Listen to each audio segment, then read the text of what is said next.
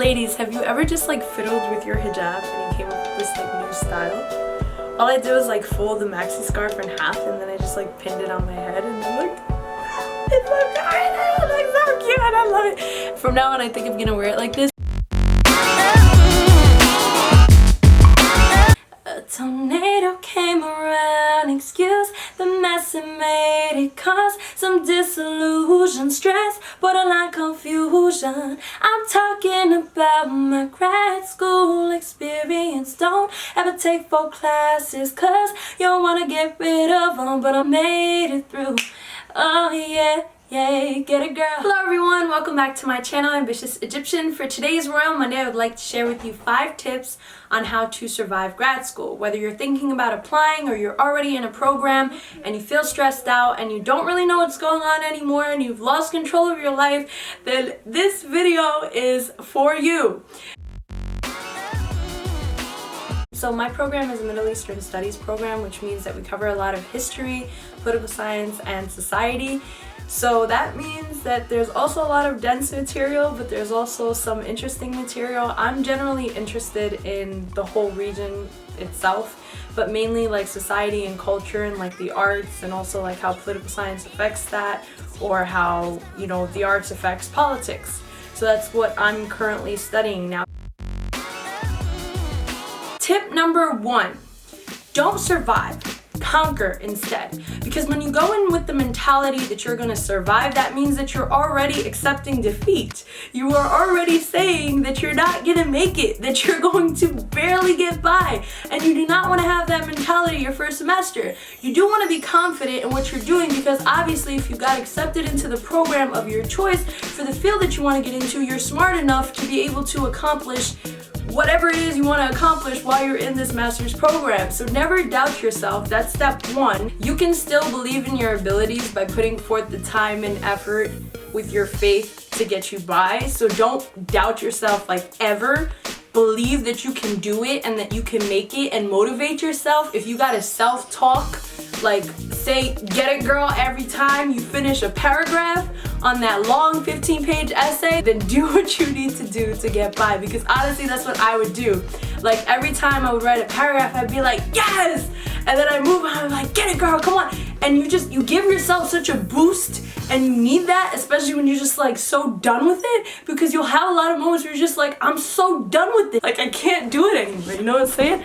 But also don't be overly confident either, because being overly confident might not really help you out so much when you go in and you're just like, yeah, I got this, I totally got an A on that essay, and then you get it back and it's not up to whatever professor's standards that's grading your exam. It's gonna really kill your confidence. So have a good level-headed mindset.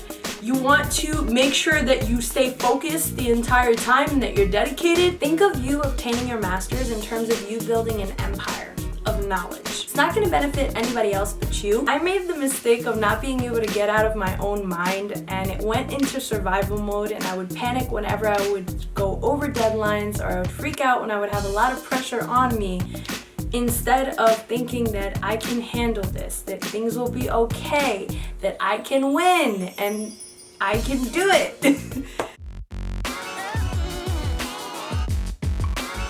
You want to be smart and not stubborn to advice from everybody that tells you do not take more than like 2 or 3 classes or so, because they know what they're talking about. Me, I was just like, psh.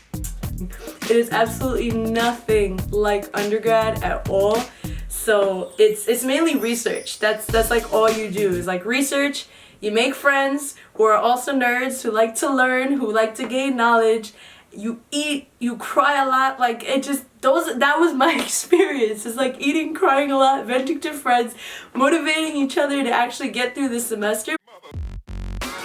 No, but we also have like discussions where you're sitting in like a sort of square and you're facing everybody, and you're sharing ideas and you're getting feedback for those ideas, whether you want to do research on them or you're basically discussing whatever topic your teacher assigned. So for example, a lot of reading. Some classes might even assign for you to read like a 300-page book in like a week or so then you could discuss it in class. So if you're in a small class, you're pretty much screwed if you didn't read the book, so make sure that you definitely do that. Number 2, do not be like me. I am a procrastinator. I am also a perfectionist. So when it comes to doing essays, I do not feel right in submitting it until it's like 100% perfect, no errors. I always edit what I write like while I'm writing it because I'm very like organized and like in my mind things have to be perfect before I actually send them out. If you got away with it in college, then great, you're like me, forever implementing habits to meet your needs. But grad school is not the place to do that, and you're probably gonna watch this video while you're procrastinating on something, or you're gonna procrastinate anyways because it's something that you can't break unless you're 100% dedicated to breaking it. But that is something that is actually really beneficial if you try to break that habit. You will drown in your material, question your decision, hate your classes for the amount of work that was assigned, but it was really your fault for waiting that long to do everything, so that's why you feel bombarded with a lot of stuff to do, so just don't do it. Number 3 is to treat yourself. If you cannot break the habit of procrastinating, then treat yourself after you make the first step to sit down and get your paper done. If it's a part of your paper, don't go out and binge eat on like ice cream or something and then forget that paper and start the next day. Encourage yourself by giving positive self-talk, like say, yes girl, look at you go, or yes boy, look at you go, when you have written a paragraph to start your essay.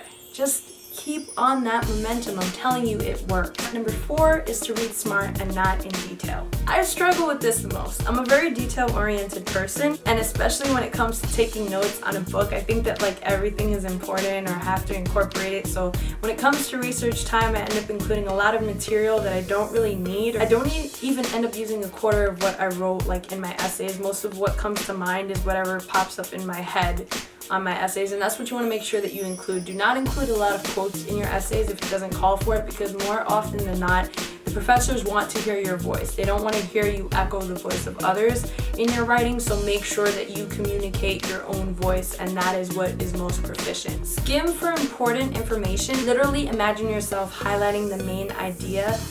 Even if you have a highlighter, you could just like straight highlight it, but then reread it in your mind so it's like reiterated. You understand the author's message, the purpose, so that you could easily communicate it in your own words. Number 5, speaking of highlighting and highlights in grad school, it's mainly the friends that you make and the professors that you meet. Don't be afraid to introduce yourself to people and to hang out with them on the first day of classes, because you want to make sure that you have people that you know and that you can easily communicate whatever's going through your mind, and it's just a good way to alleviate some of that stress that you're going to, just knowing that other people feel the same way about what you're going through. My first day, I actually met 3 wonderful ladies, Shahika, Andrea, and Nora. And they're all doing the same program I'm doing, so they kind of became my cohort. We laughed stressful moments out so we can actually get through them, and we also helped each other out in summarizing our readings. So like each person would have a segment that they would summarize so that we could easily break down the chapters that we read, because sometimes it's a lot of work to just do on your own, especially if you're taking a lot of classes. So other people that are like helping you and understanding the material, that can help you out so much. And those were my 5 tips on how to survive grad school. If you like this video, give it a thumbs up. If you have any questions and you're hesitant about applying, feel free to comment down below so we can actually have a conversation and I can let you know more about my program and more about my experience. If you're currently going through the motions of having no motivation, also write that down so I can pep talk your head into the clouds and give you the motivation that you need to get by and get through this, because I believe in you and you can do it. Sending you peace, love, and light. Ambitious Egyptian.